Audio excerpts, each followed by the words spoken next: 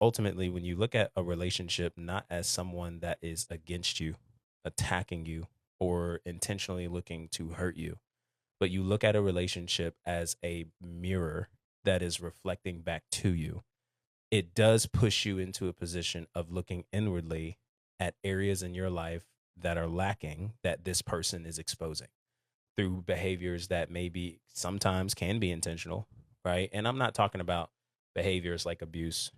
I'm not talking about behaviors like extreme negative experiences, verbal, physical, mental, emotional abuse. We're not talking about any of those things. We're talking about those moments that you just find yourself getting irritated. You find yourself bothered over the smallest small things. Um, maybe the particular disagreements that can turn into full blown arguments. Okay, something that you didn't necessarily like them doing, like them saying. Sometimes it does happen in heated arguments. Things are said, um, words are exchanged. It makes you feel uncomfortable. It's not appreciated. It turns into a back and forth. All the things, right? From the smallest to the largest. Those things are typically something that actually points up a mirror back to you, right? Because it should be something that causes you to look at and look inwardly and grow curious. Like, what is it in me that doesn't feel okay because of what this person is doing or saying that I don't like? It's not necessarily something destructive to the relationship immediately, but it is something that I'm finding myself uncomfortable navigating. And I think when you look at relationships in the format of mirrors and not look at people as, individuals who are just supposed to come up against you, be enemies in your life, all the things, I think it makes you better for your relationship. It makes you healthier as an individual. I think it makes you more available for the type of love and longevity that you want to experience in your relationship. Um, and it really comes at the cost of dying to yourself in various different ways. And I think this is something that should be spoken to more. I know I would want to speak more to it and come in content because I'm noticing as I continue to coach individuals and couples and things of that sort, that when that mirror pulls up, the first thing we like to do is either criticize the holder of the mirror, okay, or we look to try to change the individual that is exposing this mirror in us. Okay, so we're trying to change our spouse, we're trying to change friends, we're trying to change other people to make us feel more comfortable. And if anytime you sit in front of me and we get into a session, please know that we're going to spend a lot less time talking about what somebody else should be doing and a lot more time with dealing with you, right? And how we need to look at that and look inwardly to be able to sit down and partner with what emotions come up to navigate them healthily because we can't change people. And I think that's really important. Shout out to PD in the building. How you doing, sir? I got your email earlier while I was in the gym. I'm excited. Have an awesome conversation going down this weekend with my mentor, PD. I'm so excited for it. Uh, this is a good question. In your opinion, and y'all be sure to follow him as well. In your opinion, do you believe most people are willing to use this mirror? Man, no, I don't think. I don't think people. I think it should be used. I don't think many people are willing because I think. Well, let me answer this question with some nuance here. I think there can be and are some people who are willing. I think it's just a matter of knowing what you're stepping into. And by knowing what you're stepping into, it's not necessarily saying I know the ends, the outcomes, and everything else in between. I think it's more so with this willingness, do I find myself ready to fully engage with what I asked for? I wanted marriage, I wanted committed relationship, and I know there's a visual of what I've expected marriage and relationships to look like up to this point from all other programmings I've experienced. Now I'm in it for real and it's a lot different. So the question then becomes, am I willing and ready to engage in that because this is what I said I wanted. I wanted commitment, I want longevity, I want consistency, I want all those things. With that being said, we're learning that a lot of people are willing to have the picture of marriage, but aren't willing to do the work to keep marriage and to stay married. And that work involves this mirror method. And so I think those who are willing are those who are saying, I know what this is requiring of me. and I'm accepting of what it requires of me, and I'm willing to engage to become the better version of myself so that this relationship can be as healthy as possible. I think a lot of people aren't willing because there's a visual of marriage that they've carried that doesn't match what they're experiencing. So it's easier to walk away, to leave, to run than it is to stay, to engage, and to see the person they're connected to as a partner, not as a villain. Did I answer your question? Did that make sense? I think there's more people unwilling than there are willing. And I think those who are willing understand exactly or understand more of what they're walking into. Um, those who are unwilling, those who are unwilling are just, and I've learned, man, like there is a visual that you've gotten from Beauty and the Beast, Cinderella, Princess and the Frog. There's a view that you've gotten from social media, from the highlights, from the clips, from the story highlights, from the proposals, from the wedding days, the violinist playing your favorite Drake song as people are walking down the aisle, the entrances, the after parties. Like we get all these clips. And so this is really what we're after. But you're not necessarily after the in betweens. And I think that is really where marriage is built. I'm telling you this from someone who is surrounded by healthy marriages. Okay. My parents been married for, well, I'm just going to say there's a mixture of healthy marriages. There's some that aren't as healthy, um, but has longevity. Okay. But nonetheless, right. 29 years. That's how long my parents been married.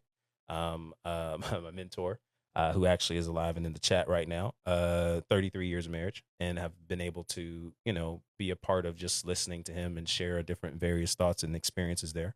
Another coach of mine, 15 years in the game. I've been around many longevity marriages, 30, 40 years, who I've met in my local church, all the things. So, like, there's just a lot of different things that are required in order to maintain these things. And I think from people who are younger couples who are stepping into these spaces more frequently, man, it's a lot to learn and it's a lot to develop. But I think you just perfect being single for so long, you think that's going to still work when you come into a partnership, and there's a difference. And part of that difference is being able to give each other process and time to develop into becoming the person you desire each other to be for one another to make this relationship grow. Well, I can't do that if I don't feel I have room enough to pull up a mirror to you being connected to you. We should be able to be safe enough to pull up a mirror to one another. And when we can't, and every time the mirror is pulled up, it feels like an attack, I have to go on the defense. Typically, there's a lack of safety somewhere. And that safety doesn't necessarily have to mean that the person in front of you perpetuated that lack of safetyness. Sometimes it can be, but sometimes it also is unresolved struggles within this person and where they came from that they're bringing into the marriage that we have to make room to cultivate and heal through. And both people taking individual responsibilities to navigate that to be better for one another. And this is kind of more so where those conversations go. The I think it's really interesting. Last thing I'll say, because I see some questions in here, and I want to get to those. Mirrors can easily be your best friend if you let them. If you let them, they can be your best friend. Yes, it's going to cause you to swallow your pride a lot.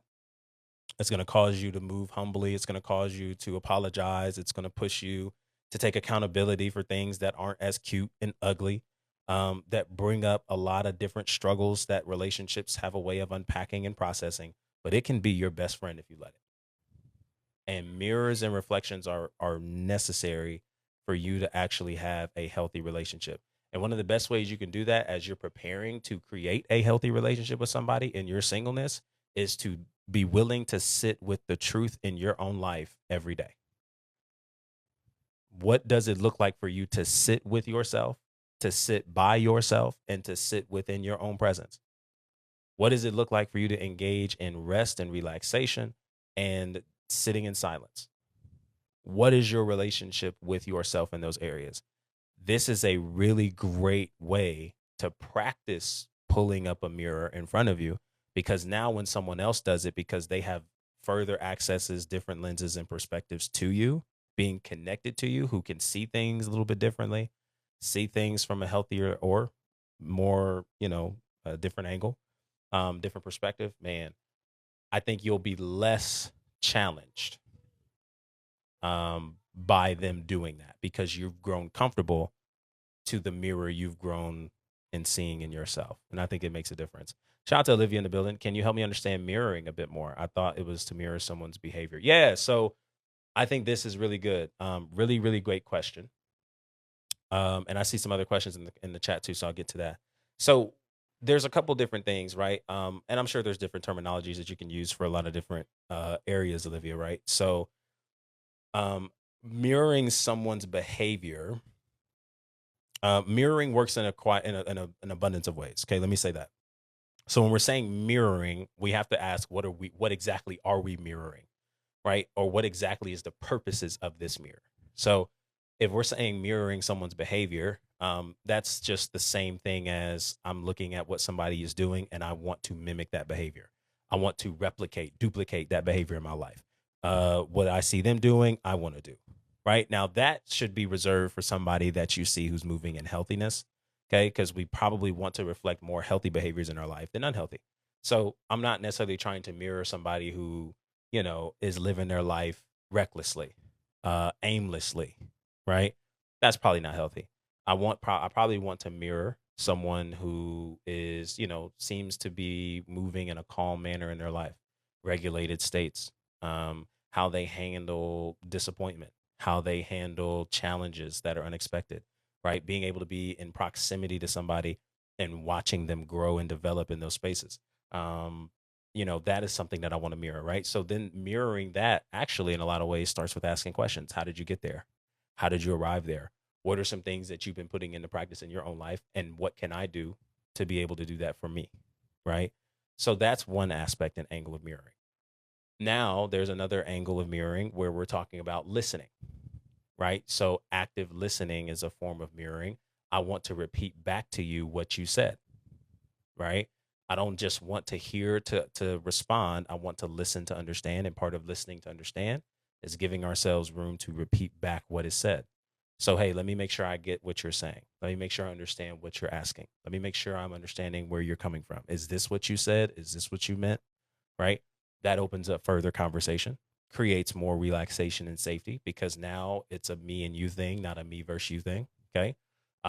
This aspect of mirroring that we're speaking towards is more in regards to seeing challenges and conflict in relationships as something that is an opportunity to reflect lack in you or what is unfulfilled in you instead of looking at conflict and challenges in relationships as somebody's intention to hurt you, harm you, disarm you, disrespect you, right? Those are different. If I look at relational conflict as a means of somebody constantly trying to demean me, disrespect me, strip me of autonomy, independence, or something along those lines, then anytime somebody brings something to my attention that is not helpful to the relationship, not healthy, I'm going to look at that as an attack. And if I keep looking at that as an attack, we don't grow closer, we grow further apart. Because now you have to walk on eggshells to have a conversation, right? You don't feel safe enough to actually connect. And because there's no safety to connect, there's a lack of consistency and stability in the relationship. Whereas when the mirror is shown up and instead of looking at you as the villain, I look at that and I go, man, what part of this conflict is pointing, what areas in my life due to this conflict are being exposed that are challenging where I don't feel enough? I don't feel like I am adequate. I don't feel as if I'm as available, justified. There's some lack, emptiness, voids in my life. I think that is something that can do a lot of wonders for you because now instead of looking at those conflicts and challenges as a means of trying to change someone externally, you look inwardly. And the more you grow curious of that, the more you begin to not use language that's set up to attack the person. You use language to connect. Hey, so I just really felt in this moment when you said that, I felt very, very sad, very, very hurt. Right. And what's crazy is maybe that person said something that was truthful. Doesn't mean it didn't hurt, but it gives us an opportunity instead of making the other person, you know, hold the blame for how we feel. We're able to say how we feel without making them the victim or becoming the victim in how we feel. Okay. When, this was very interesting. I'm going to use this as an example. Last night's conversation, my coach was talking about an example with him and his wife. He was a man who really believed in everyone needing to respect him. And he got it on the surface level because he's a content creator, entrepreneur, other people who would move in various ways and he couldn't control all of it. So he stopped fighting for the respect of other people he didn't know that were at a distance, but it got a little harder as he got into his inner circle with people that he was around, his family, the family he was creating, so on and so forth. And so, when his when his wife and him would get into disagreements, she knew how to tick him off. She knew how to piss him off. That just like anyone you stay in connection with for a long period of time, they'll figure those things out. And one of them was him, she would hang up on him, like mid conversation, click. And so those were moments that as they kept happening, obviously it didn't mean that they didn't have lack of love for each other. But as those things kept happening, it kept exposing things in him. And he was realizing that he had to let go of this need for, her to not hang up this phone in the middle of a conversation, for him to continue to show up, be present, be available, and continue moving forward in a peaceful, calm, regulated state. And his wife, yep, had moments and seasons where she tried him and she tested him, all the things, right? And yet he was still able to move consistently. He was still able to regulate. He was still able to let go of things. And he realized that those moments were mirrors, right? Those were mirrors. It wasn't necessarily him looking at it like maybe he once did as a consistent attack from his wife, but he started looking at that as a mirror. And when he did, and he started getting curious about what that behavior that was exposed to him externally spoke to him inwardly about, he started investigating that. And then he began to let go of things. And as he let go of it, consequently, like the very thing that he fought so hard for everybody else around him to have, for him to be okay, actually it started coming around a little bit more naturally. More respect was earned, gained, but it wasn't because he needed it. It wasn't because if he didn't have it, then he couldn't function. Right. And so this actually is something that made his marriage better, made him better at navigating conflict with his wife. Right. All the things that just required him to die to certain things. And so, long explanation. But when we're talking about mirroring in those regards, I think that's something that's really important to consider. And I don't know, I'm not necessarily one to say it's never talked about or it's not talked about enough. Um, I just think in a culture where we have created so many boundaries and so many rules for people to be in our lives, we don't make room for development and process.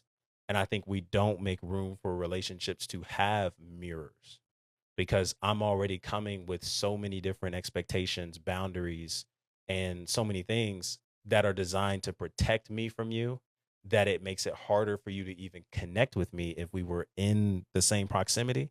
And so now, it just, I think it's something that gets more and more difficult to grow and to develop. And so year 2, year 3 in the connection, in the relationship, in the marriage, we're butting heads. We don't know why. And a lot of times it's not necessarily just because there's a lack of safety. That's the crux. But somewhere along the lines, in regards to the lack of safety, there's a lack of wanting to die to something for the betterment of the relationship on both ends. And what that something is varies. And I think this is what we mean when we say mirroring. When we're in a relationship, their behaviors and the things that they do is exposing a mirror in us. And there are some things, right? We don't take this to the length of abuse. We don't take this to the length of mistreatment. We don't take this to the length of all those things, cheating, infidelity. Like, you're not going to put this in a moment in that and be like, oh, there's something wrong with me. No, no, no. We're not taking it that direction. Okay. There's specific context where this falls in. A lot of normal day-to-day conflicts within relationships don't necessarily go to that extreme. They go to the points of, people not feeling seen, understood, not knowing how to, disagree well, and learning what that means in order to build something healthy. So I hope that made sense, Olivia. A lot of comments I'm seeing, so I'm just catching up. But I appreciate you. Great, great question. Put a one in the chat if that makes sense. To be curious requires investment beyond emotion. Absolutely. 1000%. To be curious requires, and I'm gonna say this exactly how you said it. Hold up. To be curious requires investment beyond emotion. Absolutely. And I think one of the best ways to grow healthily in that curiosity and pouring in that investment is sitting. How do you handle your own emotions? How do you sit with your own emotions? Right. One of the greatest wins and lessons that I've gained in my life is being able to grow comfortable in sitting with my own pains, my own discomforts, my own emotions as they come up, from the smallest of things to the biggest of things. That doesn't mean I'm internalizing them or that I'm shelling away from community. All those things are included. But yeah, yeah, one of the best wins I've ever gained is being able to learn what it meant to sit with my own stuff. Okay. And that's daily, like actually creating time in my calendar to sit in silence, to go for a walk, plug away from the phone. Like all these things. Thank you for the day that hurt me. All these things are so massive, man. And when you talk about preparation, when you talk about, seasons of doing healthy work to prepare for something later in life, that doesn't mean do nothing. That doesn't mean do nothing. That doesn't mean sit on our hands. Like these are things that we can engage in with people around us every day. You do not need to find yourself waiting on a romantic relationship to start dealing with your emotions and regulating them. I promise you, you have days, you have something in front of you every day that is a mirror to what you need to work on emotionally. And that doesn't mean that we need to be perfect. That doesn't mean that we need to work to perfection. Not at all. But it does mean that there's something to pay attention to and to be attentive with in your process and in your time. Shout out to Kayla in the building. Listen to understand. Here to respond. Yeah, listen to understand, overhearing to respond. Absolutely. Love that.